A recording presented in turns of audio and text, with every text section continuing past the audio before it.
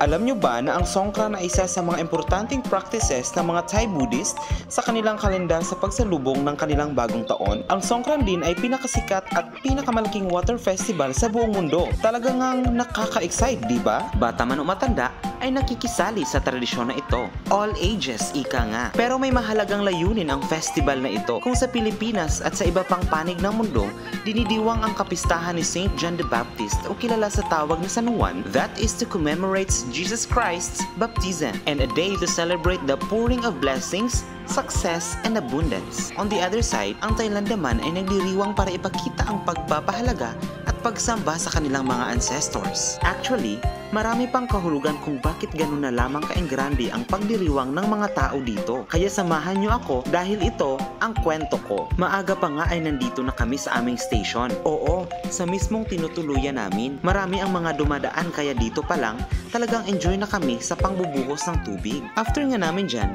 ay nag-prepare na kami for another set ng bakbakan para mamaya. After ng lunch, nagtungo na agad kami sa pinakasentro na lugar dito. As usual, maraming mga dayo ang makikita dito.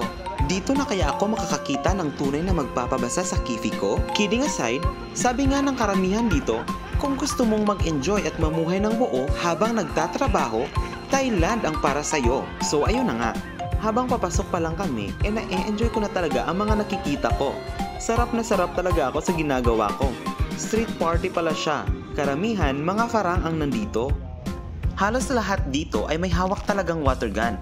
Maliit man o malaki, sadyang nagkikipagbuno gamit ang malamig na tubig. 6 PM na nga sa mga oras na yan. Kanya-kanya ding gimmick ang mga tao dito. Lahat na ata ng anggulo ng kanilang katawan na tira ko na. Free to shoot, wag lang sa taong nakasimangot. Bawal ang magalit dito pag binubuhusan ka. Lahat pwedeng tirahin kaya sa mga nagbabalak sa susunod na taon, alam nyo na kung anong gagawin ha? Halos di nga kami makadaan sa dami ng tao dito. Nakikipagsiksikan din ako di para makidaan.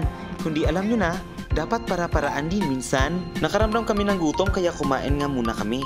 Halos lahat ng kanto dito ay puro resto bars. Kaya after namin kumain, nagtungo ulit kami sa kalapit na bar. Hard drinks at kape lang ang in-order namin. Maganda dito kasi libre lang ang maglaro. Billiards yung nilaro namin.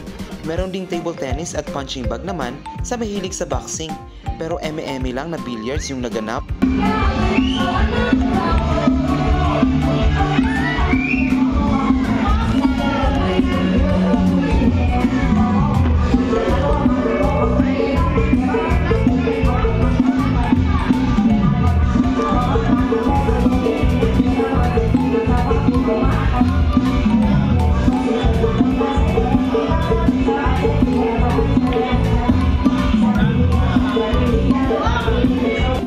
Sa resto na ito, ako mas lalong nag-enjoy.